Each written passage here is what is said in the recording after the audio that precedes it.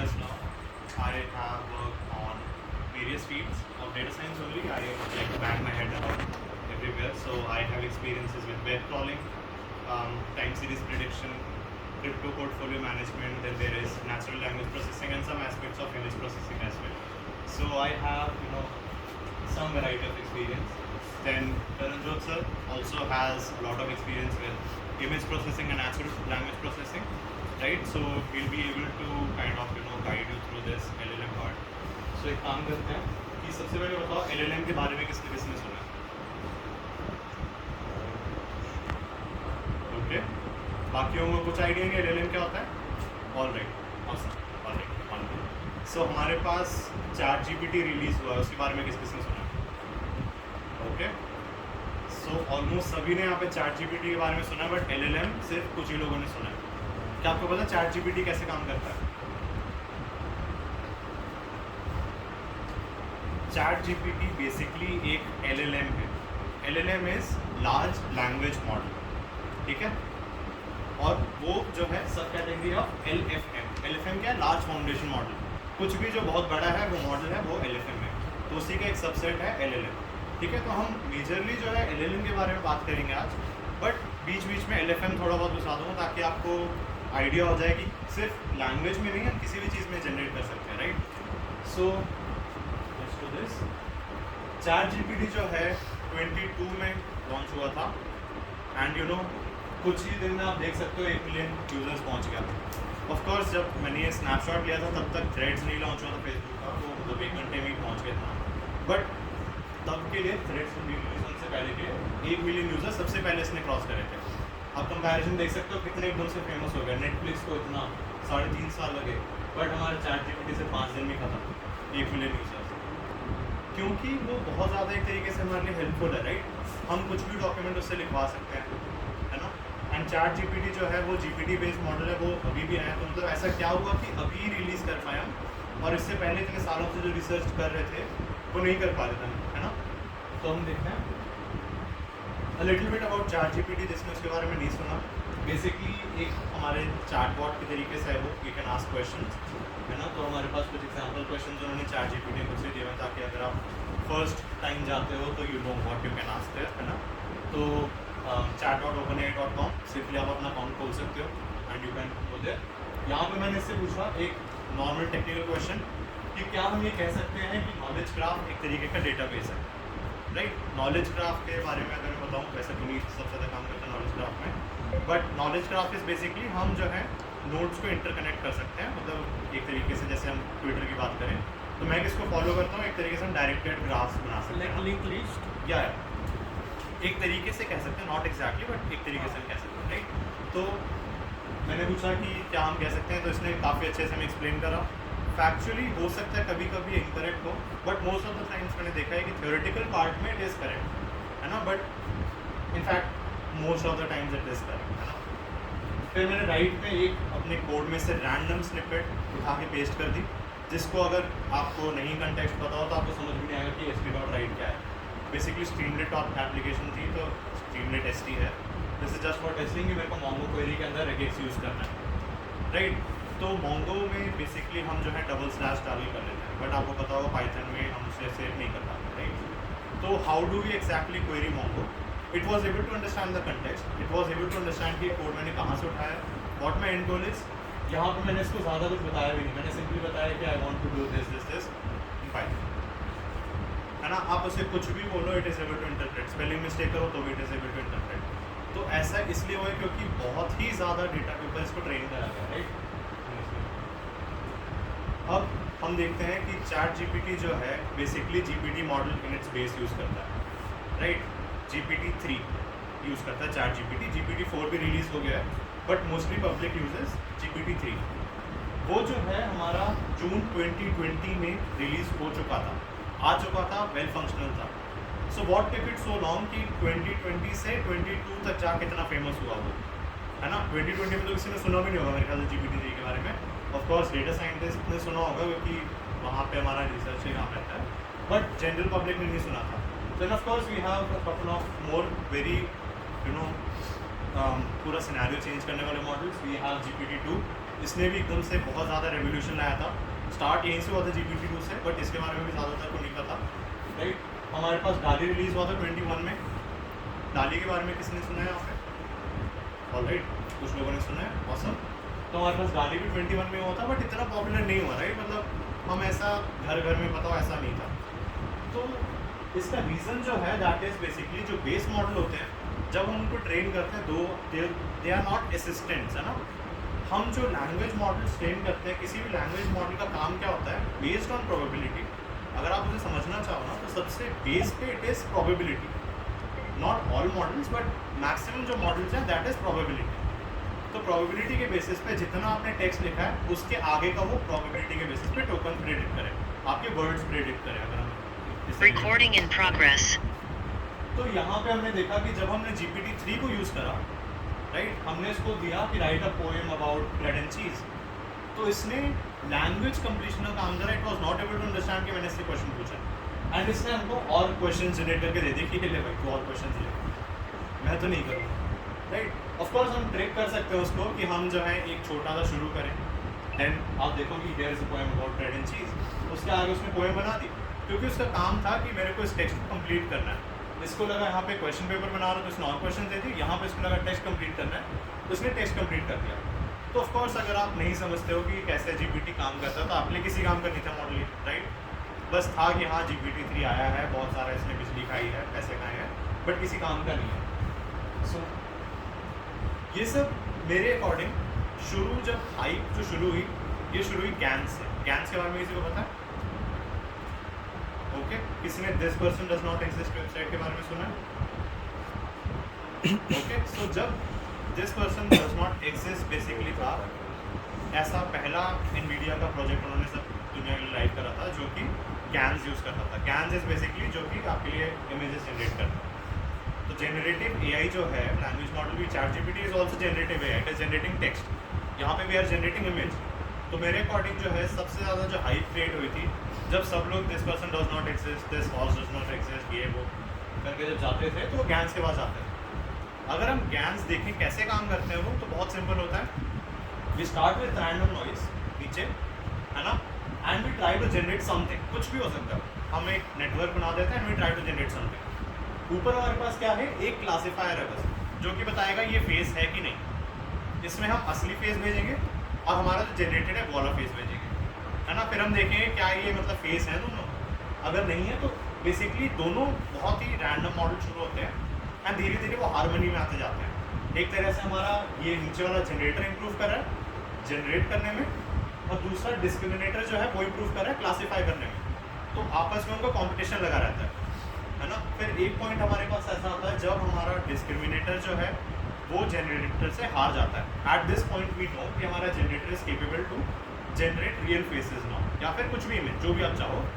Of course GANs अब थोड़ा पुराना हो गया, we have more algorithms image generation के लिए, बट स्टिल जो फाउंडेशन मॉडल है, जो फाउंडेशन कंसेप्ट है, वो यही है कि हमारे पास रियल डेटा रहता है, हम रियल डेटा से कंपेयर करते हैं कि कितना डिफरेंट है, और उसके बेसिस पे अपने मॉडल को सिखाते हैं कि इसके आप अकॉर्डिंग जाओ, थोड़ा अपने आप को ट्यून करो, है ना। तो इसमें मेरे ख्याल से ऑटो इनकोडर के बाद मेरे ख्याल से पहला था जिसमें 2 कंपोनेंट्स हमारे इंडिविजुअल चल रहे हैं, एंड उसके बाद हमारा ये रियल और फेक करके finally we can generate images.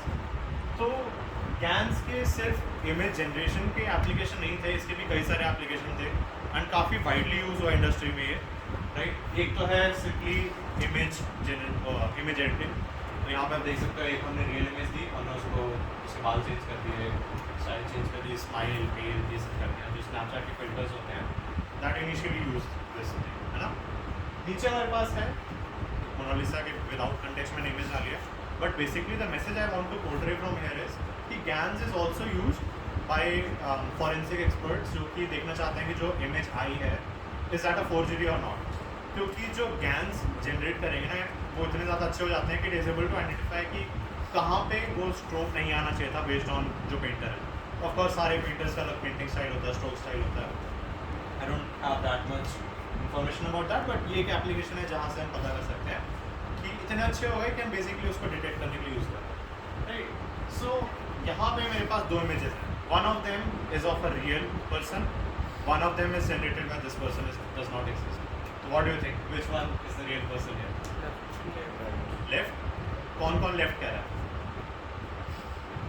कौन कौन राइट कह रहा है? राइट होने से लिए पक्का? लेफ्ट वाला कौन कौन कह रहा है? दो बस? सिर्फ दो? चार, ओके। सो हमारी राइट वाली इमेज इज रियल। मैं गलत था, बट आप सभी लोग सही हो, तो मोस्ट ऑफ मेरा भी डिस्क्रिमिनेटर मॉडल तो बहुत सही करना है इनको, राइट? तो I have to prove myself. But basically game है ये, आप जाके खेल सकते हो। It actually becomes very tough. मतलब स्टार्टिंग में आपको लगेगा हाँ ठीक है क्लासिफाई कर लो, बट आपके गलत होंगे पक्के से। मैं जितनों को भी दिखाई है ये गलत हो जाता है, राइट? राइट। अब कैन से ही रिलेटेड कुछ है डीप फेक। डीप फेक के बारे में किसी ने सुना है? आज तक AVP कई जगह न्यूज़ में दिखा देते हो कि डीप फेक है। इसमें बेसिकली क्या है, हमारे पास एक वीडियो है जिसमें एक साइड हमारा डीप फेक है, एक साइड हमारा ओरिजिनल है। जब हम इसके वीडियो के स्टार्टिंग में जाते हैं तो आपने देखा होगा कि यहाँ पे एक लड़की है, उसी को हमने रिकन्स्ट्रक्ट करा है। So we are able to easily identify कि कौन सा डीप फेक है, कौन सा ओरिजिनल है, क्योंकि मॉडल हमारा छोटा था और हमने उसको इतना टाइम नहीं दिया सीखने के लिए। वी कैन ईजिली टेल कि ये जो है कौन सी है डीप फेक वाली। वी कैन सी आर्टिफिशियल है, GTA जैसा कुछ कैरेक्टर बनाने, लिटरली GTA जैसा कैरेक्टर है। बट इस वाले पर्सन में what do you think, which one is the deep fake one, which one is the original? इसमें मैं सही था, तो इस वाले को I was able to identify, so I am sure आप लोग भी आइडेंटिफाई कर पाओगे। Which one do you think is the original one, which one do you think is the deep fake? ये वाला डीप फेक? कौन कौन लेफ्ट कह रहा है? लेफ्ट के साथ कौन कौन है? All right, we have a couple of people. Right के साथ कौन कौन है? Okay, next slide. ये वाला हमारा डीप फेक था, दैट वन वाज ओरिजिनल, ठीक है? सो हमने देखा धीरे धीरे कंफ्यूजन क्रिएट होना स्टार्ट हो गया जैसे जैसे हम बड़े बड़े मॉडल्स लेके आ रहे हैं, ठीक है? इससे भी इम्प्रूव मॉडल्स हैं, बट हमको पब्लिकली एक्सेस नहीं है, तो मेरे पास इसी था, इसलिए मैंने यही ट्राई करा, ठीक है? और भी अच्छे मॉडल्स हैं जो कि NVIDIA के रिसर्च सेंटर्स में यूज़ करते हैं, वो देते हैं। काफ़ी सारे ऑर्गेनाइजेशन हैं जो कि अपना बनाते हैं खुद से, बहुत सारे GPUs यूज़ करते हैं। तो हम देखते हैं कि मतलब ये डाली का एक छोटा सा डेमो, इसमें मैंने प्रॉम्प्ट दिया था cow reading a newspaper in Paris in front of Eiffel Tower. I don't know why I did that, but I was just trying to explore कितना क्रिएटिव हो सकता है मॉडल। एंड हम देख सकते हैं literally cow is reading the newspaper in front of Eiffel Tower, and ये completely generate करी गई इमेज है ना। इसको कुछ एडिट नहीं करा मैंने, एज इट इज मैंने प्रॉम्प्ट दिया, टेक्स्ट प्रॉम्प्ट दिया, I have the image generated and I pasted it here, है ना। हमारे पास टाइप है this person does not exist का, आप देख सकते हो कितना अच्छा जनरेट करा है। एट टाइम्स इसमें क्वेश्चन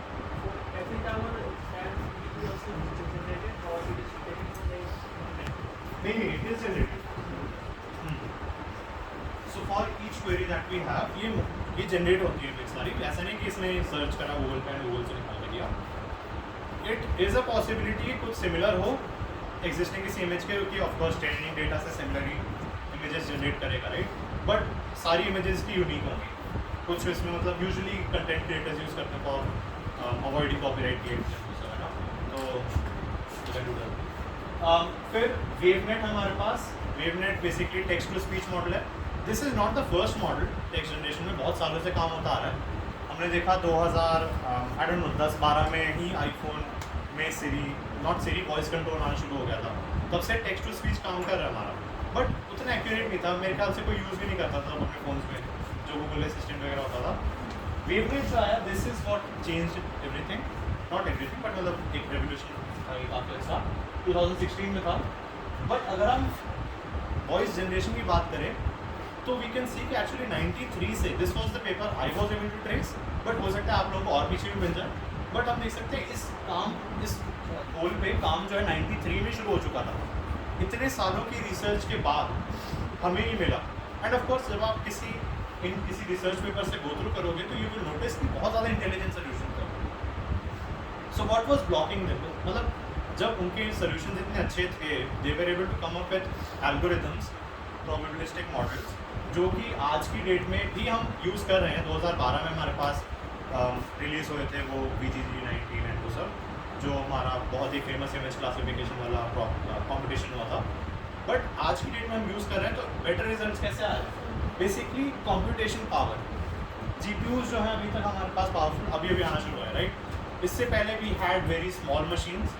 मेरे ख्याल से आज की डेट में भी a lot of us may not have GPUs with us, है ना? मतलब कैन बी पॉसिबिलिटी, क्योंकि जब हम लैपटॉप या कंप्यूटर खरीदने जाते हैं we look at the processor, एक जनरल माइंडसेट ही बन गया कि ज़्यादा रैम चाहिए, ज़्यादा बड़ा प्रोसेसर चाहिए, बात खत्म। GPU के बारे में अनलेस आप गेमिंग करते हो कोई सोचता भी नहीं है, राइट? तो एक ये रीज़न है कि हमारे पास कंप्यूटेशन पावर अभी भी आना शुरू हुई।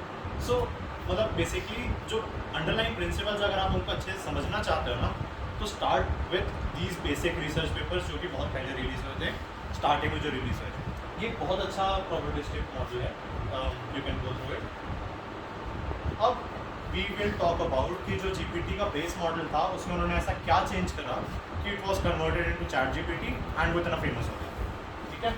तो इसमें हमारे पास 4 स्टेप्स आ जाते हैं, ठीक है? GPT मॉडल को हम यूज लेते हैं जो हमारा बेस GPT मॉडल रहता है, एंड उसमें हम 4 और काम करते हैं। सबसे पहला काम है प्री ट्रेनिंग।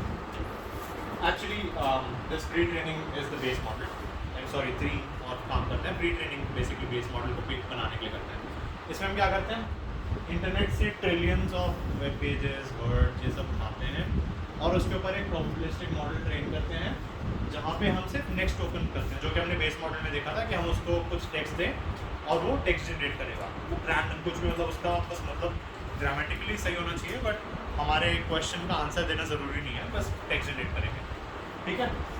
तो इसमें हमारे पास थाउजेंड्स ऑफ GPUs होते हैं, महीनों तक ट्रेन करना पड़ता है, क्योंकि ये वाला स्टेप सबसे ज़्यादा कॉस्ट कंज्यूमिंग होता है, सबसे ज़्यादा टाइम कंज्यूमिंग होता है और बिजली में सबसे ज़्यादा ये स्टेप होता है, ठीक है? अभी हम एस्टिमेट देखेंगे कितना खर्चा होता है, कितने GPUs यूज़ करने पड़ते हैं क्या, बट वो आगे देखेंगे। नेक्स्ट हमारे पास रहता है supervise fine tuning. Supervise fine tuning में हम क्या करते हैं कि हमारे पास कुछ प्रॉम्प्ट्स रहते हैं, हम प्रॉम्प्ट्स बेसिकली क्वेश्चंस रहते हैं, हम उसे ट्रेन करते हैं कि वो क्वेश्चन को पढ़े और जो ऑप्टिमाइज करे अपने आप को वो करे आंसर पे, तो हमें आंसर खुद से देना पड़ता है, ठीक है? तो बेसिकली हम क्या करते हैं कि हमारे पास बहुत सारे, मतलब ये मैनुअल काम होता है, कॉन्ट्रैक्टर्स होते हैं, हो सकता है आप इसे ऑटोमेट कर लो using Stack Overflow. Stack Overflow के बारे में सुने सबने? स्टैक ओवरफ्लो में भी नो क्वेश्चन होता है, देन वी हैव आंसर्स। तो one way is to kind of use that question and उसके नीचे का जो आंसर, टॉप आंसर है मोस्ट लाइक वाला, उससे हम यूज़ करके इसको ट्रेन करना शुरू कर सकते हैं। अगेन बहुत टाइम लगता है इसमें, क्योंकि we are training it to go from text generation to now answer the question. इसको सारे पता है क्या क्या वर्ड्स हैं, बस हम उसका प्रोबेबिलिटी डिस्ट्रीब्यूशन थोड़ा चेंज करते हैं। नेक्स्ट रहता है रिवॉर्ड मॉडलिंग। तो हमारे पास जो है रीइंफोर्समेंट लर्निंग का कंसेप्ट आ जाता है। रीइंफोर्समेंट लर्निंग इज बेसिकली जहाँ पे हम ऑप्टिमाइज करते हैं रिवॉर्ड एंड पेनल्टी के बेसिस पे, राइट? तो हम क्या करते हैं उसमें कि अगर उसने सही जवाब दिया तो we give it a reward, अगर गलत दिया तो वी पेनलाइज दैट टर्म, है ना? मतलब बेसिकली स्कोर होता है +1 -1 करके, ऐसे मतलब अगर उसे ईजिली पुट करना चाहो, but basically reward and penalise करते हैं। तो इसमें हम क्या करते हैं कि अगेन हमारे पास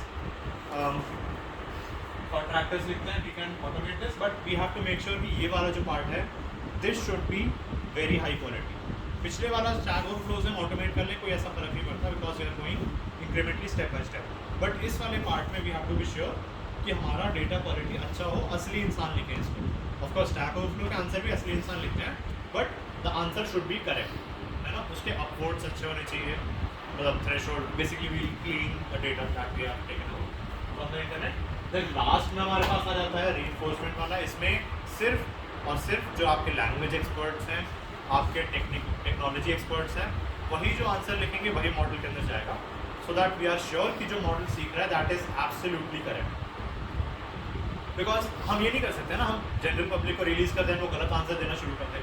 आप ChatGPT के पास जाओगे, एक बार आप क्वेश्चन पूछोगे, आपको गलत आंसर मिला, आप अगली बार से नहीं जाओगे, उनके कस्टमर लूज हो गए। तो they have to be very sure कि जो मॉडल वो रिलीज कर रहे हैं वो जनरल पब्लिक एक्सेप्ट करे, सही हो, उनको हेल्प मिले, तभी उनको कस्टमर बेस बढ़ेगा, राइट? तो यहाँ पे भी हमारे पास नीचे हम देख सकते हैं थाउजेंड्स ऑफ GPUs से शुरू करके 100-200 GPUs तक हम एक तरीके से ट्रेन कर सकते हैं, क्योंकि हमारे पास जो बेस मॉडल है, हम देखेंगे क्यों थाउजेंड्स ऑफ GPUs यूज़ करने पड़ते हैं, थोड़ा आगे चल के देखेंगे, बट और उसको कैसे हम स्केल डाउन करते हैं वो भी हम आगे देखेंगे। बट बेसिकली कंसेप्ट ये है कि जो प्री ट्रेनिंग वाला स्टेप है that is the most difficult part.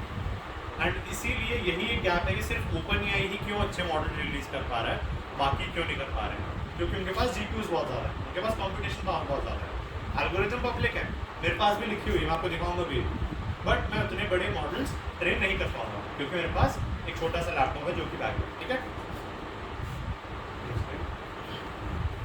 अब GPT-3 जो है उन्होंने सब कुछ बड़ा कॉन्फिडेंशियल रखा, कुछ भी उन्होंने पब्लिक करा है काफ़ी कुछ, बट मैक्सिमम चीज़ें उन्होंने हिडन रखी हैं ताकि उनको कॉपी ना कर ले, बिकॉज कंप्यूटेशन पावर की लिमिटेशन तो हमारे लिए है ना, बट गूगल के लिए, फेसबुक के लिए तो नहीं है, फेसबुक तो गूगल कितने भी लगा सकता है। तो यही एक दूसरा ओपन सोर्स मॉडल है GPT के ही similar, this is Llama from Meta Facebook, है ना।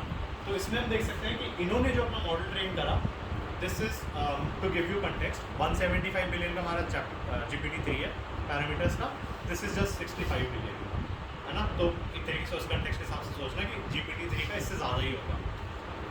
इसमें they have used 3.3 terabyte of common crawl एक डेटा सेट क्यूरेटेड है, जहाँ पर we have tons of websites, हम रैंडमली वेबसाइट को क्रॉल करते जाते हैं। हो सकता है कि अगर आपकी कोई कॉलेज की वेबसाइट हो, ऑफिस की वेबसाइट हो, तो वो भी इसमें क्रॉल करिए, ठीक है।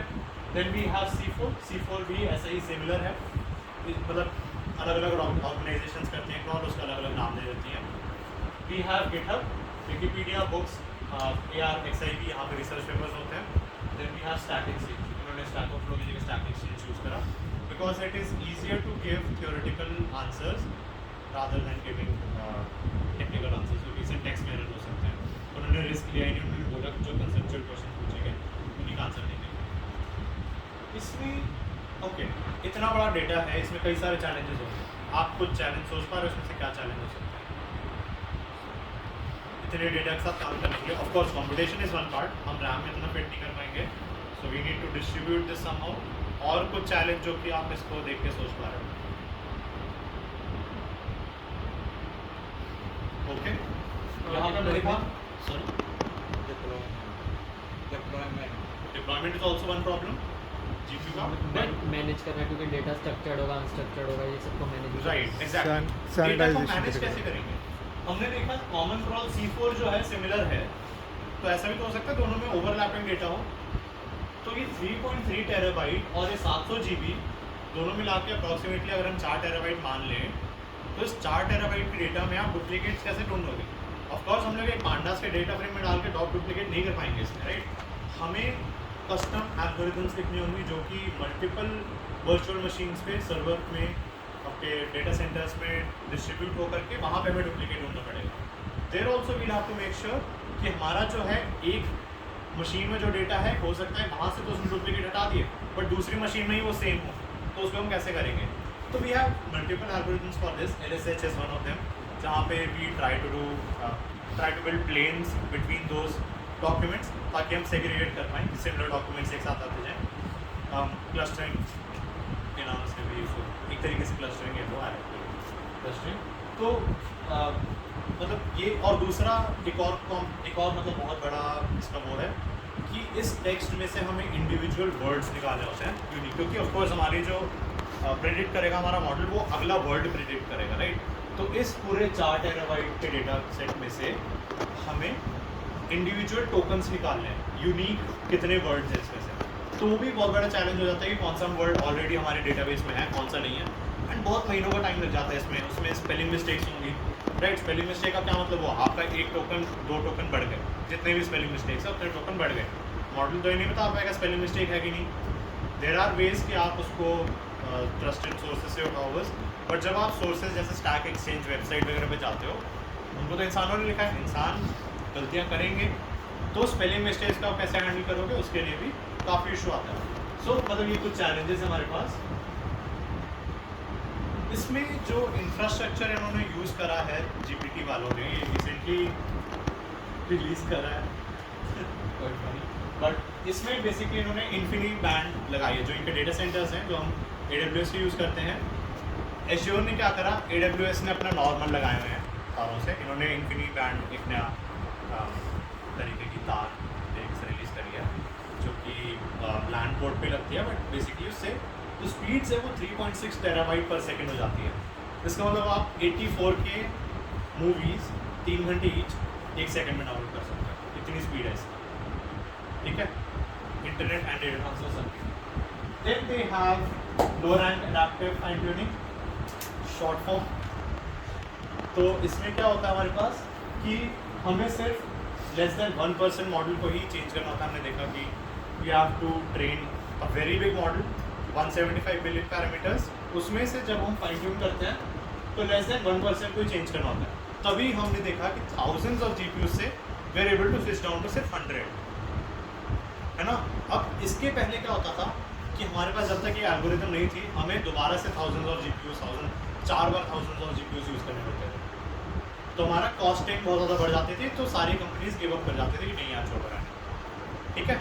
तो ये जो है अभी भी रिलीज़ हुआ है, तो इसलिए हमें 2 साल लगे GPT से ChatGPT में आने में, क्योंकि ये एल्गोरिथम अभी आई है, तो हम स्केल डाउन कर सकते हैं। कितना स्केल डाउन कर सकते हैं?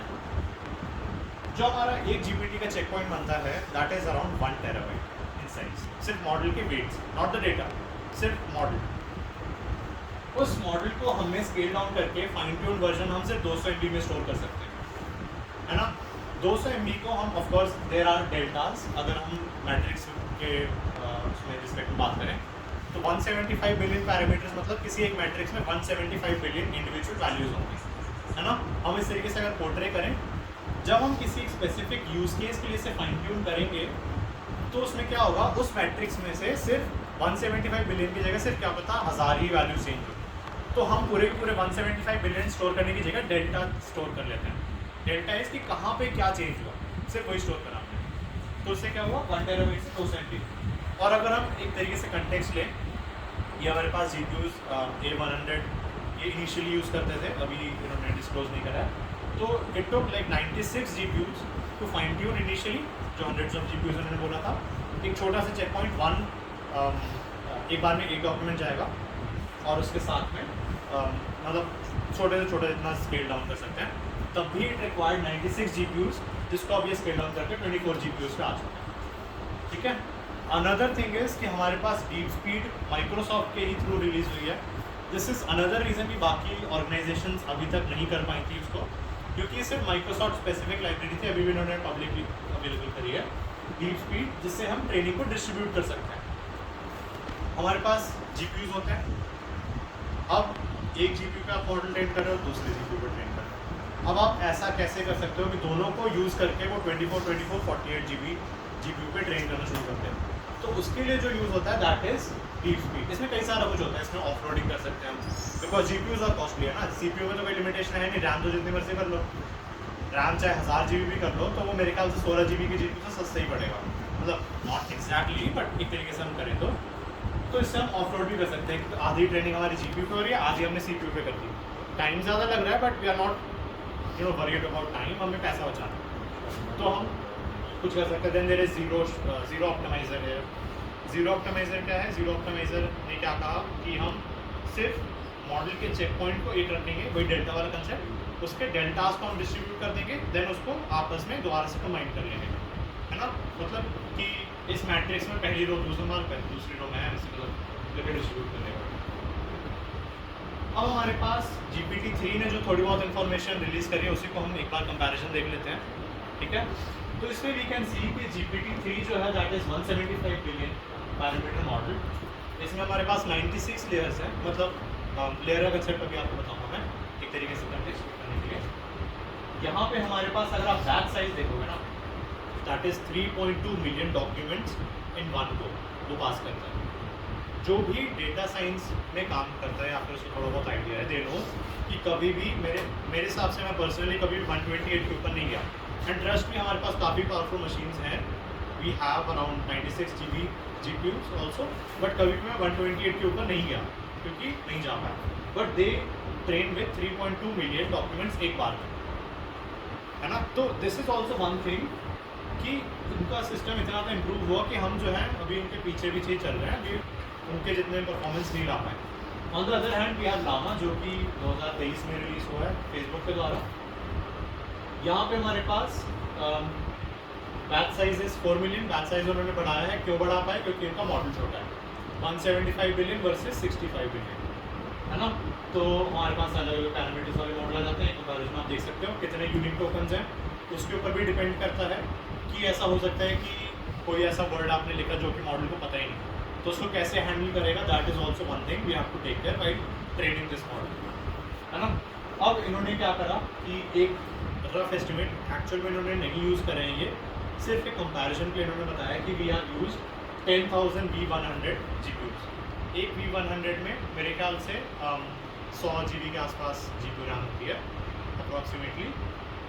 ऐसे उन्होंने 10,000 यूज़ करे इस मॉडल को ट्रेन करने के लिए।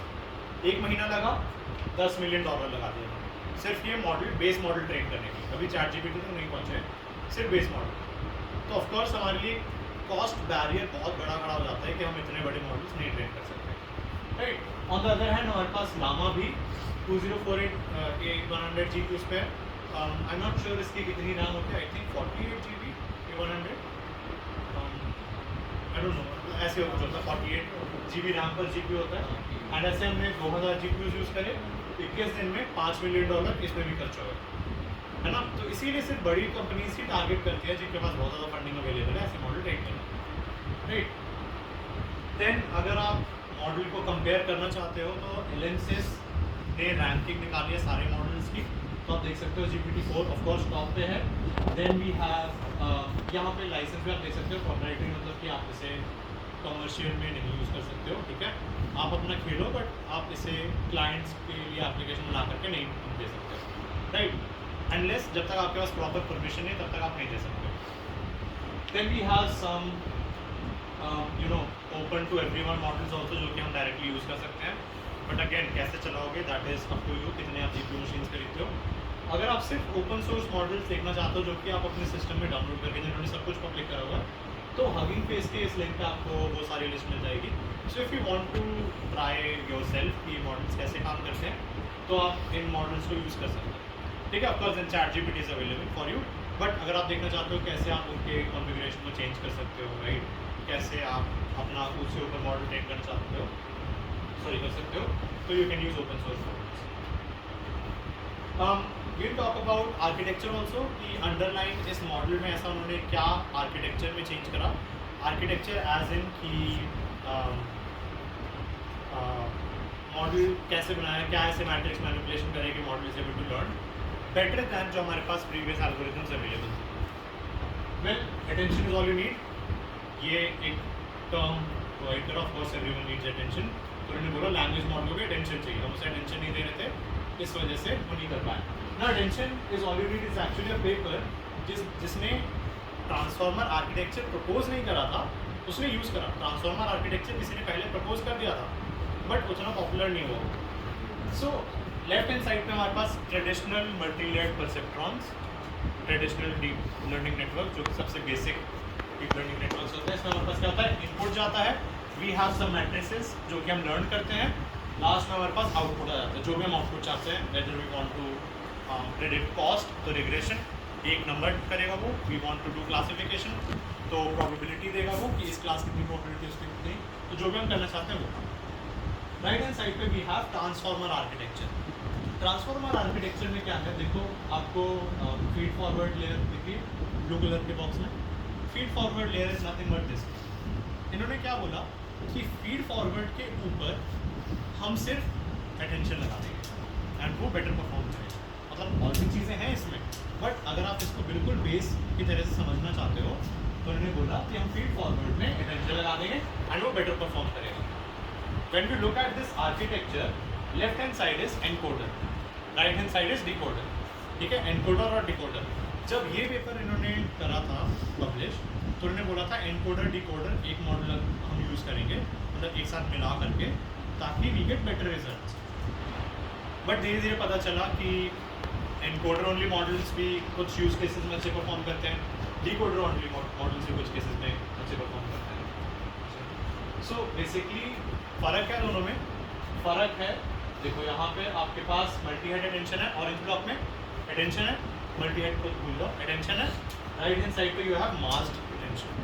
मास्क्ड अटेंशन मतलब क्या होता है कि आपका फॉर एग्जांपल एक सेंटेंस है, माय नेम इज अंचल, ठीक है, एक सेंटेंस आपके पास। अटेंशन क्या करेगा, अटेंशन में भी एक्चुअली कई तरीके की चीज़ होती है, एडिटिव होता है, then there is multiplicative, subtractive, scale, dot product. तो उसमें क्या होता है कि एडिटिव में दो मैट्रिक्स हैं, उसमें उन दोनों को ऐड कर दिया देखने के लिए कि दोनों आपस में कैसे कम्युनिकेट कर रहे हैं। बट सबसे ज़्यादा जो पॉपुलर है, सबसे ज़्यादा परफॉर्मेंसेस की है, सबसे ज़्यादा कॉम्पिटिशन भी वही खाता है, बट मतलब एक ट्रेड ऑफ है कि आप या तो GPU ज़्यादा लगा लो या तो परफॉर्मेंस के साथ कर लो, है ना। तो वो क्या करता है कि हर एक टोकन के साथ में कितना अटेंशन देना चाहिए वो कैलकुलेट करता है, ठीक है। अब जैसे आप अगर मैट्रिक्स के टर्म में डॉट प्रोडक्ट देखोगे तो हर एक टोकन के साथ मल्टीप्लिकेशन होता है, so we get some kind of weight कि वो आपस में कैसे कोरिलेट कर रहे हैं, राइट। तो जो लेफ्ट हैंड साइड वाला अटेंशन है वो क्या करता है, हर टोकन के साथ, मतलब कि माई नेम इज अंचित, माई का अंचित के साथ भी होगा, अंचित का माई के साथ भी होगा, दोनों वेज। मास में हम क्या करेंगे, जो अटेंशन होगा, जैसे अगर हम माई तक पहुँचे तो नेम, माई नेम इज ऐसे करके वो अटेंशन देगा उसको। हम पीछे की तरफ नहीं देख सकते, पीछे वाला सारा मास्क कर देते हैं, क्योंकि हमारा काम है अगला टोकन प्रेडिक्ट करना। अगर हम उसे आंसर दिखा देंगे, अगर हम नॉर्मल अटेंशन में बता देंगे कि अंचित को ज़्यादा इंपॉर्टेंस देंगे, तो ऑफकोर्स उसे आंसर पता चल जाएगा, and then we won't be able to prompt it, है ना। इसीलिए जो GPT है that is a decoder only transformer, क्योंकि हमें मास्क कर देना है, हमें आंसर नहीं दिखाना उसे। लेफ्ट हैंड साइड पे हमारे पास यूज़ केस हो जाते हैं, जैसे सेंटिमेंट प्रेडिक्ट करने की स्टेटमेंट, है ना। तो अगर हम उसे पूरा स्टेटमेंट एक बार में दिखा भी दें तो इट डज़ नॉट मैटर, है ना। तो इसलिए हम लेफ्ट वाला एनकोडर ओनली यूज़ करते हैं, जैसे वर्ड काफ़ी फेमस हो रहे हैं, वर्ड यूज़ करते हैं for sentiment prediction. But word से अगर हम लैंग्वेज के टोकन प्रेडिक्शन करेंगे तो वो नहीं कर पाएगा, ठीक है। अब हम देखते हैं कि जो हमारे इंग्लिश के वर्ड्स होते हैं वो एक्चुअल में कैसे मशीन समझती है। हमारे पास पहले कंसेप्ट होता था, before this attention is already transformer वाला कंसेप्ट, हम लोग वर्ड एम्बेडिंग्स बनाते थे, एक बहुत ही इन डायमेंशनल स्पेस में हम लोग देखते थे कौन सा वर्ड कहाँ पे प्लेस्ड है, उसके बेसिस पे, है ना। बट यहाँ पे एक्चुअली एक और चीज़ भी है कि जो हमारा वेट मैट्रिक्स जो हमने देखा था ना, हिडन लेयर, वो हमारे पास पहले फिक्स रहती थी। कुछ भी हम वर्ड दें वो सारे के सारे एक ही मैट्रिक्स को मैनिपुलेट करता था। बट अटेंशन वाले ट्रांसफॉर्मर वाले केस में क्या है कि वो ऑन द फ्लाई कैलकुलेट करता है, तो हमारे पास ज़्यादा चीज़ सीखने के लिए आ जाती है ना।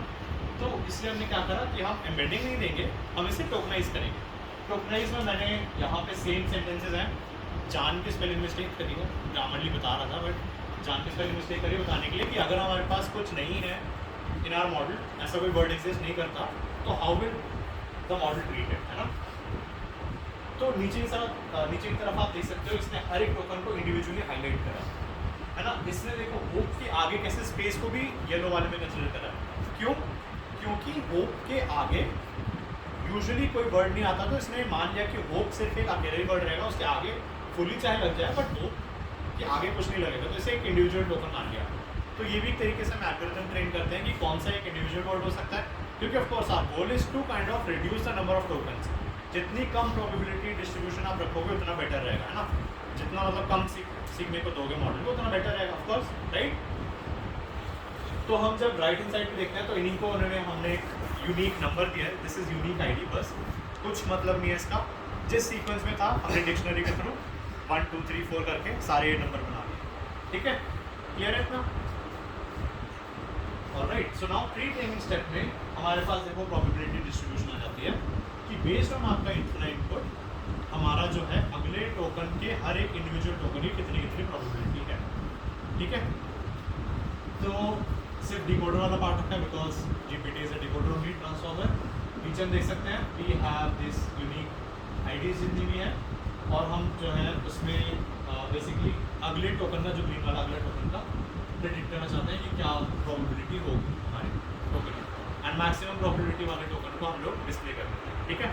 बस हमें इतना ही सीखना होगा, ठीक है। Green is random highlight token, yellow is context, red is it's target. क्योंकि हम कंटेक्स्ट में रखेंगे ना, हम सिर्फ एक वर्ड के बेसिस पे अगला वर्ड प्रेडिक्ट नहीं कर सकते। क्यों? आपने कीबोर्ड में देखा होगा सजेस्ट आता है, ऑटो सजेशन, वो क्या करता है, सिर्फ आपके पिछले, ऑफकोर्स इम्प्रूव हो गया बट आज से 3-4 साल पहले जाओ, वो क्या करता था, सिर्फ आपके लास्ट वर्ड के बेसिस पे अगला वर्ड प्रेडिक्ट करता था। तो हम एट टाइम्स नहीं यूज़ करते थे उसके सजेशन, बट अब वो क्या करता है, सारा कंटेक्स्ट जब से उसने यूज़ करना शुरू करा, so we are getting better and better suggestions by this. In fact iOS 17 beta जो है उसमें पूरे सेंटेंस अब सजेस्ट करने लग गया है because it considers this context properly. पहले हम कंटेक्स्ट को कंसिडर नहीं करते थे, है ना। अब जो है मैंने आपको बता दिया, काफ़ी डिमोटिवेट करा कि जीपीटी हम लोग नहीं ट्रेन कर पाएंगे, तो हम क्या कर सकते हैं, हम कैसे इसको लेवरेज कर सकते हैं, हम अपनी कंपनी का प्रॉफिट कैसे बढ़ा सकते हैं, अगर हम अपनी पर्सनल प्रोजेक्ट्स कैसे अच्छे से बना सकते हैं। So we have 3 options. One is to use those algorithms. हम इतना क्वांटाइज कर दो उसे, दिस इज बेसिकली क्वांटाइजिंग। अगर हम इसे देखें, हम इतना क्वांटाइज कर दें, टूल होना बेसिकली 32 बिट 64 बिट से सीधा 4 बिट पे ले आता है अपने उसको, तो वो इतना ज़्यादा स्केल डाउन कर देते हैं कि हमारे लैपटॉप में भी चलना शुरू हो जाता है। तो वन ऑप्शन इज कि हम ऐसा एल्गोरिथम्स यूज़ करें डीप स्पीड जैसे, कि हम अपना पूरा ग्रुप बना लें, सबके लैपटॉप्स को आपस में कनेक्ट करके एनवी लिंक शायद होता है, वीडियो कनेक्ट एनवी लिंक लगा करके हम लोग 10 लोगों का ग्रुप बनाए, 10 लैपटॉप्स आगे, उसमें जी को कनेक्ट करते हैं। एक ऑप्शन हमारे पास ये है, या फिर क्यूडोरा, डीप स्पीड, ये सब यूज़ कर लें। देन इज कि हम लोग स्मॉल मॉडल्स यूज़ करें। आंद्रेश कारपाथी जो है, इसने नैनो जीपीटी रिलीज़ करा था, जो कि छोटे छोटे लैपटॉप के बीच में ट्रेन हो जाता है। सो ऐसे सिर्फ लर्निंग पर्पस करना, हमें इतना एक्यूरेसी का फर्क नहीं पड़ता, हमें सब समझना ही कैसे काम करता है। So we can build these small models, ठीक है। Then we have tools like LangChain, जो कि जीपीटी जैसे बड़े मॉडल्स को यूज़ करता है, बट उसको हमारे कंटेक्स्ट में नीचे ले आता है। उसको कैसे काम करता है भी मैं आपको बताऊँगा। इनफैक्ट करण जो सर भी इसके बारे में थोड़ा बात करेंगे। तो यहाँ पे हमारे पास क्या है कि हम इन 3 तरीके से कर सकते हैं। यहाँ पे मेरे पास कुछ रिजल्ट्स हैं। ऑफ कोर्स मैं ट्रेन करना चाहता था, तो आई ट्रेन। टॉप पे मेरे पास एक 10 मिलियन पैरामीटर मॉडल। मैंने क्या करा कि जो आंद्रेश कारपाथी ने नैनो जीपीटी निकाला था, उसको भी और सिंप्लीफाई करा, and I train it on Shakespeare data set. Andrej Karpathy ने भी इस पे करा था, and I try to generate Shakespeare like text. अब ये ज़रूरी नहीं है कि जो कहानी लिखी है इसका कुछ सेंस हो, डायलॉग से कुछ मतलब बने, but at least you can see कि जो टेक्स्ट जनरेट हुआ है वो बहुत शेक्सपियर लाइक है। You can go through it. इसमें काफ़ी सारे जो वो वर्ड यूज़ करता है वो यूज़ करा है, एंड ये मैंने सारा स्क्रैच से लिखा है। I will walk you through the code also कि कैसे मैंने इसको बिल्ड करा, ठीक है। नीचे मेरे पास एक 3 बिलियन पैरामीटर मॉडल, क्योंकि हमारे जो सिस्टम्स हैं वही इतना ही सपोर्ट कर पाते थे, उसके ऊपर बड़ा मॉडल में नहीं यूज़ कर पाया, राइट। तो ऑफकोर्स मैंने क्वांटाइजेशन भी ट्राई करा है, I show that you also, but ये क्वांटाइजेशन के पहले रिजल्ट है। बेसिकली एक क्लाइंट है हमारे, वो काफ़ी बड़े इंडस्ट्री लीडर है, तो उन्होंने बोला कि हमें अपने खुद के LLM ट्रेन करने हैं। तो उनके लिए मैं POCs टाइप कर रहा था, proof of concept, see we can train. तो यहाँ पे ऊपर आप देख सकते हो सिर्फ 1 घंटा मैंने ट्रेन करा। रिमेंबर वो महीनों तक ट्रेन होते हैं मल्टीपल GPUs पे, ये एक GPU पे 1 घंटा ट्रेन हुआ, एक बार में एक सेंटेंस पे, ठीक है। तो 1 घंटे में मैंने इससे पूछा कि आप 11 पाई कैसे बनाओगे। सो ऑफकोर्स आपके स्टेप्स जो हैं वो सही नहीं है, बट 1 घंटे में उसे कंटेक्स्ट समझ आ गया कि हाउ विल वी क्रिएट 11 पाई को। उसने आंसर देना शुरू कर दिया। उसने देखो दिया steps for making a 11 I don't know what pi this, है ना। देन मैंने उस मॉडल को 8 घंटे तक ट्रेन होने दिया, 3 बिलियन पैरामीटर मॉडल। अभी तक 10 बिलियन 20 बिलियन तक भी नहीं पहुंचा, सिर्फ 3 बिलियन। यहाँ पे देखो मैंने ये रैंडम टोकन्स इग्नोर करना, ऑफकोर्स विद टाइम भी ठीक होते हैं। देन ऑफकोर्स यू नो एक मैट्रिक्स का हम लोग वेरिएबल शेप नहीं कर सकते, राइट। तो कुछ रैंडम टोकन्स आते हैं, तो हैशटैग रिस्पॉन्स जो है ना, उससे उसके बाद का आंसर है। तो ऑफकोर्स ये काफ़ी स्कैरी भी है, नहीं क्या वार्निंग दे रहा, बट मैंने से पूछा how does a laptop computer differ to a desktop computer. You can go through the answer, it actually make sense. मेरे को काफ़ी खुशी हुई कि 8 घंटे में मॉडल इतना सीख गया। तो अगर इसे मैं महीनों तक चलने दूंगा तो कितना बढ़िया सीख जाएगा, राइट। ऑफकोर्स लाइक मतलब थोड़ा टाइम लगेगा, GPU ज़्यादा लगेंगे, खर्चा ज़्यादा आएगा, बट इट इज़ पॉसिबल अगर आप करना चाहो। नीचे मैंने पूछा कि जो है क्वेश्चन हो गया एक्चुअली इतना ज़्यादा नॉइस है, बट बेसिकली क्वेश्चन था कि मशीन लर्निंग और आर्टिफिशियल इंटेलिजेंस कैसे डिफरेंट है आपस में। तो we are able to see कि रिस्पॉन्स के आगे देखो, machine learning is a subset of artificial intelligence that uses data patterns and algorithms to enable। इसका मतलब कि इसे हर एक वर्ड का मतलब समझ आना शुरू हो गया। It has use the right words, right. जो बेस मॉडल था वो महीनों तक 800 GB की डेटा सेट पे यूज़ हुआ, उसके ऊपर मैंने स्टेप नंबर 2, 3 और 4 चलाया इसके बस। स्टेप 1 मैंने पहले उठाया क्योंकि इतना पैसा नहीं था, राइट, इतनी अलाउंस नहीं मिली थी उस ऑर्गेनाइजेशन की तरफ से। उन्होंने बोला पहले आप प्रूव करो, उसके बाद हम आपको फाइंड उसके बेस मॉडल के भी अलाउ करेंगे। तो ऑफकोर्स इसे ये सब वर्ड्स पता थे, बट कहाँ यूज़ करना है ये इसने सीख लिया 8 घंटे में, है ना। अब मैंने फिर जब क्यूलोरा रिलीज़ हुआ, अभी मेरे ख्याल से 2 महीने पहले रिलीज़ हुआ, 1 या 2 महीने पहले, इसको भी मैंने ट्राई करा because I wanted to try कितना है। तो अब मैंने 3 बिलियन से गूगल कोलैब के बारे में पता होगा आप लोगों को, पाइथन के GPU इंस्टेंस में मिल जाता है। गूगल कोलैब के फ्री इंस्टेंस पे मैंने 20 बिलियन पैरामीटर मॉडल ट्रेन किया। यहाँ पे इतने लाखों की मशीन पे I was only able to go to 3 billion. QLoRA के आते ही I was able to train 20 billion parameter model. आप देख सकते हो कि यहाँ पे मैंने ये करा है बेसिकली, सिर्फ टेस्ट करा था मॉडल को, अभी तक फाइन ट्यून नहीं करा था। So hello, my name is John and I am a student at university of Phoenix. Of course उतना बढ़िया नहीं है 175 बिलियन से अगर हम कंपेयर करेंगे तो, but we are able to run it on a free Google Colab instance, क्योंकि उसने क्वांटाइज इतना कर दिया। राइट हैंड साइड पे मैंने सिर्फ 10 स्टेप्स तक ट्रेन करा है, फाइन ट्यून करा है। स्टेप नंबर जो 2 था हमारा फाइन ट्यून वाला, वो करा है, and it is able to do that on अपना गूगल कोलैब फील्ड। तो ऑफकोर्स अगर आपके पास इससे बेटर मशीन है तो आप 20 बिलियन पैरामीटर मॉडल तक तो ट्रेन कर ही सकते हो। इसका ब्लॉग है हगिंग फेस पे, तो यहाँ पे भी आपको गूगल कोलैब की नोटबुक मिल जाएगी एंड प्रॉपर रिसर्च पेपर भी, अगर आप समझना चाहते हो कैसे क्वांटाइज कराना है ये सब, then you will be able to run it and to test it. But क्या ये जो स्केलर मॉडल्स हैं ये इतने अच्छे होते हैं? वेल, नॉट एग्जैक्टली, क्योंकि मैंने इससे एक मैथमेटिकल क्वेश्चन पूछा। GPT is quite good at it now, but मैंने इससे पूछा 2 + 3 + 5 क्या होता है, एंड इट हैज़ आउटपुट 8। इसने शुरुआत सही करी थी बट बीच में कंफ्यूज हो गया, तो इसने 8 आउटपुट कर दिया। तो अगर आप इसे बिल्कुल ब्लाइंडली ट्रस्ट करोगे, ये मॉडल सही नहीं है एंड आपको मतलब नहीं करना चाहिए इसे फॉर प्रोडक्शन एप्लीकेशंस। बट अगर आप इसे अपने स्पेसिफिक यूज़ केस के लिए ट्रेन करो, और वो यूज़ केस इतना मतलब वो नहीं है, मतलब दिमाग चलाने वाला नहीं है, I don't know how should I put it. तो मैंने इससे पूछा कि Llama has entered my garden, what should I do? This is actually long to 33 billion parameter model train with QLoRA. I mention करना भूल गया, 33 बिलियन पैरामीटर मॉडल।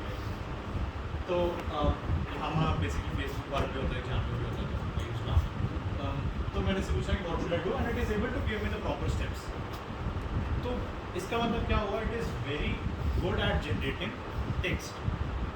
तो अगर आप इससे टेक्स्ट जनरेट कराओगे, अगर आप इससे कस्टमर सपोर्ट एप्लीकेशन बनाओगे, उसको ऑटोमेट कराओगे, या फिर आप किसी प्रोडक्ट के बारे में कराना चाहोगे, यूज़र रिव्यूज़ को समराइज करना चाहोगे, या फिर आप पूछोगे कि ये यूज़र रिव्यूज़ को फाइंड आउट करा मैंने से, अब बताओ कि मैं अपने प्रोडक्ट में क्या इंप्रूवमेंट करूँ, तो उस चीज़ पे बहुत अच्छा है।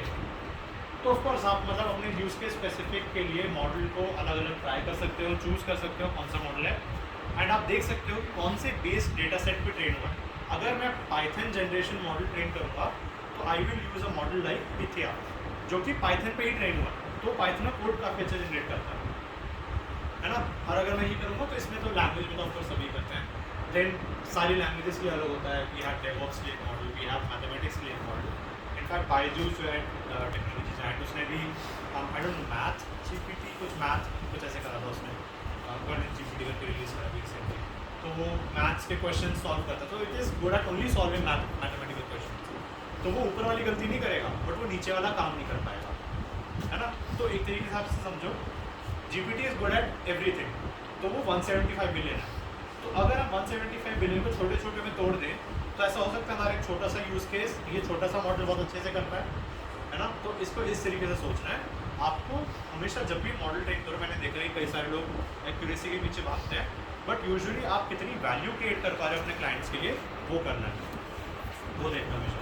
ठीक है कि आपका क्लाइंट जो है, आपका कस्टमर कितना खुश हो पा रहा है, आपको ये नहीं देखना। मैंने कई सारे मॉडल्स डिप्लॉय करे हैं अपने एक्सपीरियंस में, जिनकी एक्यूरेसी सिर्फ 60-62% थी, जो कि ऑफकोर्स अगर आप कैगो कॉम्पिटिशन पे जाओगे तो लास्ट रैंक आएगी आपकी, एंड अगर आप जाओगे मतलब किसी से डेटा साइंटिस्ट से बात भी करोगे तो वो कहेगा यार से कुछ नहीं है। But it was able to generate better revenue than 90% accuracy वाले मॉडल। तो आई डिप्लॉयड देम, क्योंकि हमारा गोल यहाँ पे डिफरेंट है। गोल मेरा नंबर 1 रैंक पे नहीं आना है, गोल मेरा है कि हमारा क्लाइंट खुश हो, उसके रेवेन्यू ज़्यादा जनरेट हो। तो एक चीज़ ये भी सोचनी होती है while choosing models, while choosing architecture, जो आप कंपैरिजन करते हो सिर्फ एक्यूरेसी के बेसिस पे सॉर्ट नहीं करना होता, यू हैव टू सी कि एक्चुअल डेटा के साथ कैसे परफॉर्म कर रहे हैं। नाउ हमारे पास जो है ये जो फाइन ट्यूनिंग वाला था, इसके भी 3 solutions again we same. Number one is to use different prompting techniques. ऐसा हो सकता है कि जो आपका मॉडल ट्रेन हुआ है उसको स्पेसिफिक प्रॉम्प्ट्स दिए गए थे, इसके बेसिस पे वो ट्रेन होता, तो उसको एक्सप्लॉइट करो, उसको समझने की कोशिश करो ताकि आपका मॉडल अच्छे से समझे। इसको हम गो थ्रू करेंगे, तो इमेजेस छोटे अभी दिख नहीं रहा होगा। अगेन सेम इमेज मैंने यूज़ करी है क्योंकि लैंगचेन काफ़ी पॉपुलर हुआ है, लिंक्डइन पे आपने काफ़ी सारे पोस्ट देखे होंगे लैंगचेन के बारे में। Llama Index is basically a vector database के बारे में बताऊँगा अभी। तो हम इनका यूज़ करके हम लोग जीपीटी को भी यूज़ कर सकते हैं as it is without fine tuning. Then last is to of course use to fine tuning, जो कि भी दिखाया। अब क्या होता है कि जीपीटी के जो क्रिएटर्स उन्होंने नोटिस करा कि जो जैसे हमने मॉडल को ट्रेन करा है, if we prompt it specifically तो हम गेट बेटर आंसर्स, है ना। तो जैसे कि आप लेफ्ट हैंड साइड पे देखो कि हमारे पास एक स्टैंडर्ड प्रॉम्प्ट है, हमने जीपीटी को एक एग्जांपल दिया कि ऐसे ये आंसर होगा इसका, एंड जीपीटी का जो आउटपुट है that is wrong, it is wrong, मतलब अभी गलत है मैथमेटिकल क्वेश्चन सॉल्व करने में। राइट हैंड साइड पे chain of thought was proposed by some scientist, जिन्होंने बोला कि अगर हम चेन बनाए थॉट्स की तो GPT is able to give us the right answer. अगर हम जीपीटी को ही कहें कि जो भी तुम जनरेट करो उसके ऊपर ही सोचो कि क्या तुमने वो सही जनरेट करा है कि नहीं, तो it is able to generate better results. तो यहाँ पर देखो इसने प्रॉपर स्टेप्स भी बताया कि कैसे करा, and answer is also correct. तो जब भी आप इस तरीके के मॉडल को यूज़ करते हो, you have to do extensive testing and you have to see कि आपने किस तरीके से बेटर रिजल्ट्स आ रहे हैं। तो प्रॉम्प्ट इंजीनियरिंग के तभी कोर्सेज इतना पॉपुलर हो रहे हैं। एंड्रॉइड इंजीनियरिंग भी कोर्स निकाले हैं प्रॉम्प्ट इंजीनियरिंग के, there is from Hugging Face और सभी थोड़ा थोड़ा अपना। सो अभी हम लैंगचेन देखते हैं, ठीक है। कोड वॉक थ्रू होगा लैंगचेन का भी, बट वी जस्ट तरीके से ऊपर से देखते हैं लैंगचेन क्या है।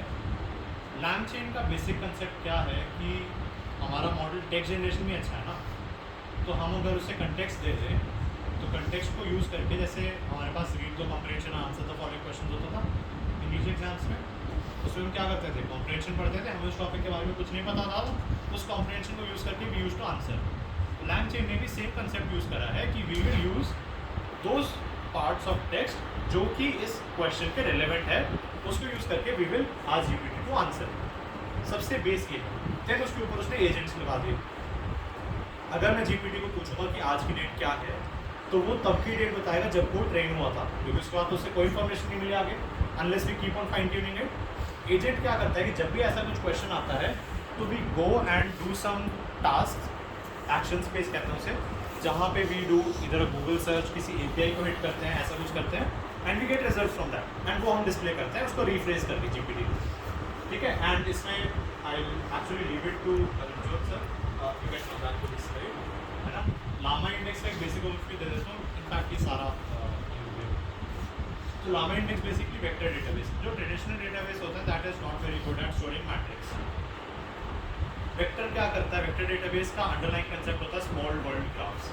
ग्राफ जो नॉलेज ग्राफ वही सेम ग्राफ क्या करते हैं कि सारे के सारे एम्बेडिंग्स के बीच में ऐसे ग्राफ बन जाते हैं, छोटे छोटे स्मॉल, एक छोटे से मतलब ग्लोब सा बन जाता है। इससे क्या होता है, हम कोई भी सर्च करते हैं KNN, मतलब अप्रॉक्सीमेट नेबर कितना क्लोज है, डिस्टेंस वाइज सर्च करते हैं, तो कोसाइन सिमिलैरिटी निकालते हैं, तो it is able to fetch results very fast.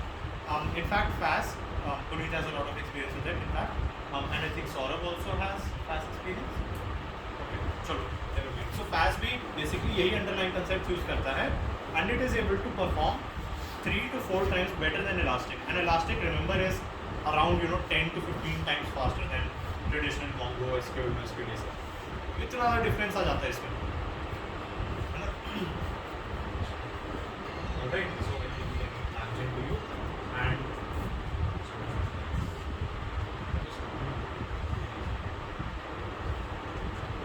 okay, so a lot of context, बहुत कुछ थ्रो हुआ, बहुत wait outside. Any questions till now? No questions? क्या समझ आया?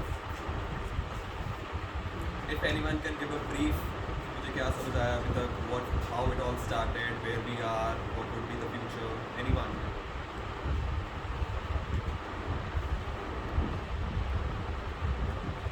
Okay, so Anjit has given a very comprehensive overview of how things moved around GPT and where we are right now. Let me come up with some of the applications that could be come forward using LangChain.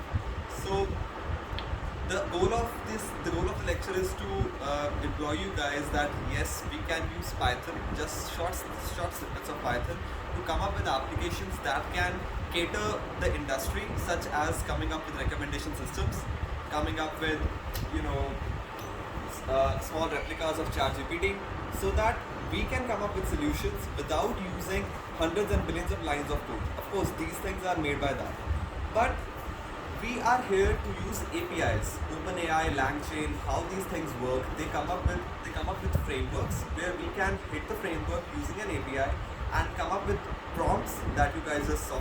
Those prompts are completed, and you can then phrase those prompts to come up with the results. And there are frameworks such as Streamlit. Has anyone heard of Streamlit? No. Streamlit is again a front-end framework which could be come up with a short snippet of maybe 50 lines, and you can see an application. I'm sorry I couldn't show you an example. Like maybe you want to make an interface where you want to recommend movies, and I just give a single keyword, maybe action. So action would be hit with a prompt. Please come up with movies that are around the genre action. ChatGPT will again come up, ChatGPT or any large language model will come up with suggestions. Then those could be passed, the text could be passed and thrown again through a Streamlit application. So we are interacting with the APIs of ChatGPT directly, or? Yeah. OpenAI, LangChain, they allow us with frameworks which help us to interact with the APIs directly. I mean, of course, we can bring these models on our machines, and zero-shot learning or zero-shot inference के साथ भी हम कर सकते हैं. But again, that would consume some resources. But if you just want to get the results, that is the best way. OpenAI का जो मतलब एल्गोरिथम है सारा ओपन सोर्स है. सारा ओपन सोर्स नहीं है.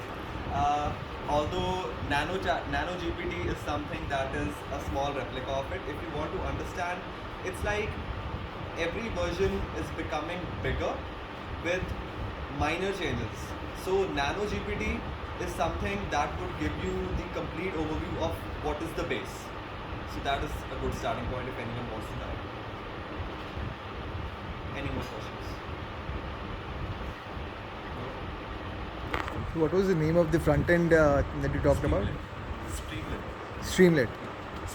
Kinter, these are the frameworks which will help you make front ends in very short snippets. And if you want to make an application that is powered by an LLM, maybe use the APIs at the back end, come up with a small API, Flask API, which is interacting with the OpenAI API, and throw the results on the Streamlit front end. So this would help you to deploy small applications. I mean, of course, it would be scaled, but if you just want to learn, start. So do you guys interacting with ChatGPT APIs? You get access to current data or just old historical data?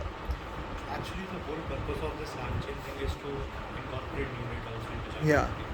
So what we do is, whenever we want to query something, we actually use the context, and we give that context to rephrase that for that answer. I'll actually show you a couple of examples. I have that in my laptop. I'll walk you through the code, how it actually looks like. So it's basically acting like a feedback for new data input into ChatGPT, right? Exactly. Just like reading the combinations part, we just map a statement or a paragraph from the text and we give it to ChatGPT. That all answer using this context in your mind. And do not hallucinate or state facts of your which might be old. Just use this information which is present. So again, how LangChain helps is that if you guys have used ChatGPT, it keeps saying that my knowledge is limited to 2021, my knowledge is limited to till date, till what data I have been trained upon. So it couldn't, go through as the example was given that what is the day to day. So those things can't be done, but LangChain helps us to come up with agents which could carry out small tasks like hitting a Google API, get what is the day to day, and giving that back to ChatGPT or the GPT model, and GPT will be returning it. So this is how LangChain is improving it, helping it. Okay. So I think अगर हम LangChain के basic parts की बात करें, I think the best way to learn anything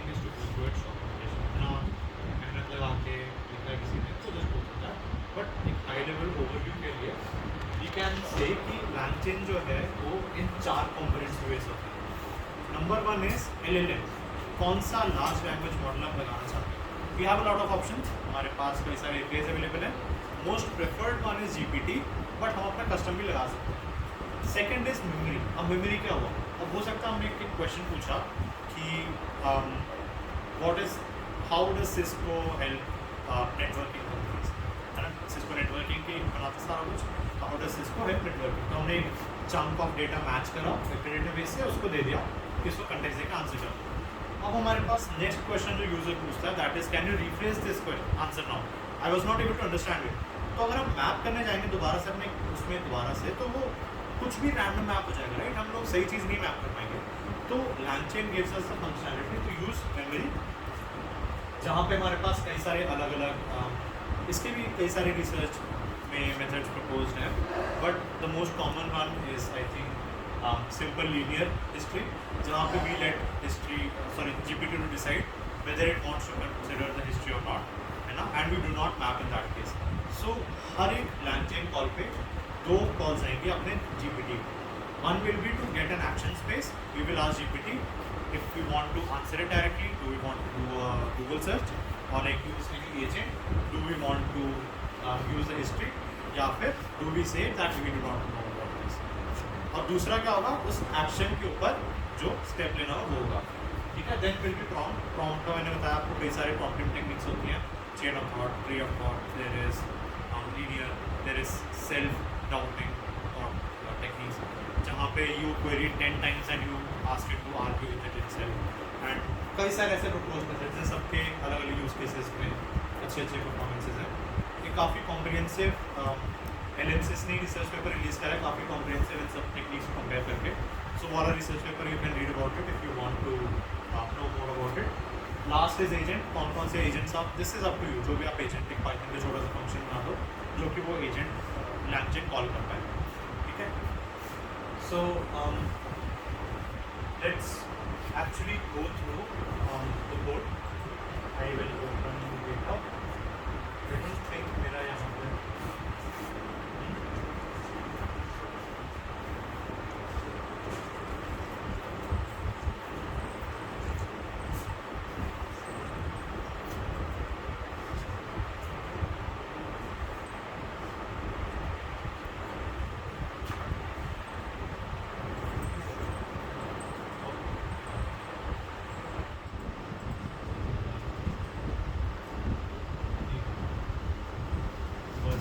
actually मैंने work वाले में post करा था.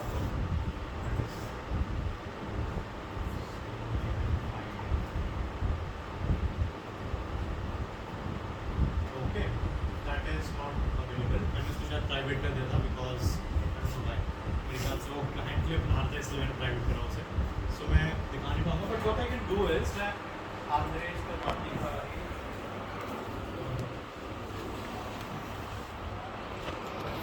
So this is the repository I was talking about.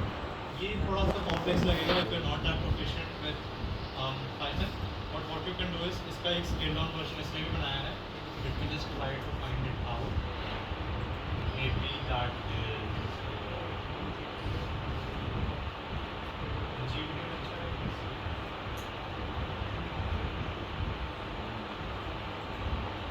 So इसमें इसने क्या करा है कि एक बाइग्राम लैंग्वेज मॉडल के ऊपर बिल्ड करना शुरू करा. बाइग्राम लैंग्वेज मॉडल वही जो प्रोबेबिलिटी डिस्ट्रीब्यूशन में बता रहा था कि अगर माई होगा तो ये आंसर होगा, माई नेम होगा तो ये आंसर होगा, माई नेम इज होगा तो ये आंसर होगा.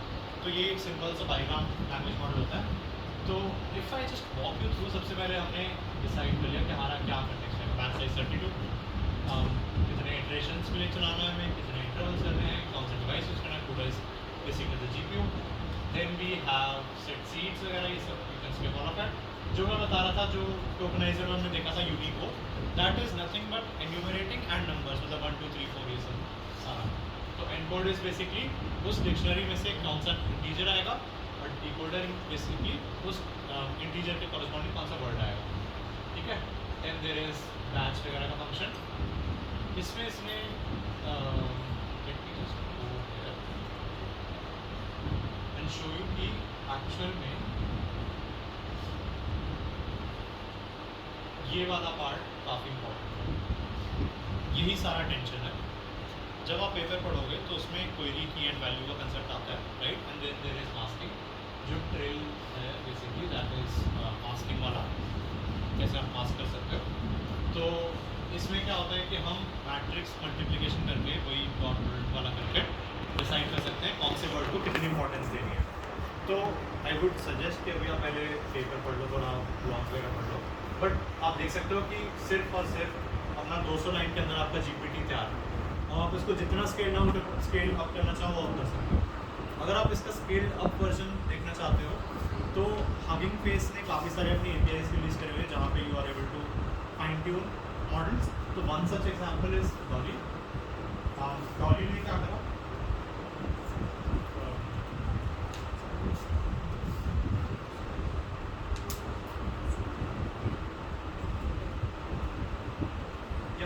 सो डॉली ने क्या करा कि उसने एक बेस मॉडल यूज़ करा अपना, वही ओपन सोर्स जो अवेलेबल है हमारे पास, और उसके ऊपर उसने स्टेप 2, 3, 4 चला दिया, ठीक है। तो अगर आप इसका कोड देखना चाहोगे तो this will be even shorter, क्योंकि इसमें हमें वो जो वहाँ पे हमें मैनुअल काम करना पड़ रहा था वो भी नहीं करना पड़ेगा, क्योंकि सिर्फ इसमें फाइन ट्यून करना है। सो अगर हम इन कमेंट्स को हटा दें तो वी कैन सी सिर्फ मतलब 100 लाइन के आसपास ये ट्रेन हो जाएगा हमारा जो है।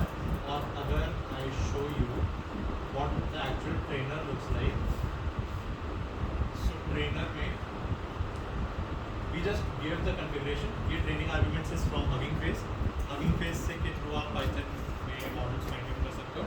you give them the configuration कि इसमें deep speed भी integrated है, तो आप multiple GPUs पे भी इसे कर सकते हो। तो per device मतलब per GPU device कितना करना है, ठीक है, batch size कितना रखना है। ये FP16 जो है यूना एंड फ्यूडोरा के पहले जो क्वांटाइजेशन टेक्निक्स होती थी, फ्लोट पॉइंट 16 इसके लिए है। देन देयर इज कितना लर्निंग रेट रखना है आपको, ये सब सारे दे दिया। आपका ये ट्रेनर क्लास ना जाए, ट्रेनर डॉट ट्रेन, बस इतना आपको करना होता है। लिटरली जो अभी रिपोजिटरी प्राइवेट है उसमें 2 तरीके से करा, एक में मैंने 100 लाइन ऑफ कोड में फ्रॉम स्क्रैच, दूसरे में 50 लाइन्स ऑफ कोड यूज़ करके फ्रॉम हगिंग फेस, ठीक है। तो आपको अगर एज अ स्टार्टिंग पॉइंट शुरू करना है कहीं से, तो I suggest you start with it. Start asking questions to ChatGPT about your theoretical concepts and you will be able to understand this. Okay? Alright, that was all from my side. Thank you guys. Any questions I would love to take?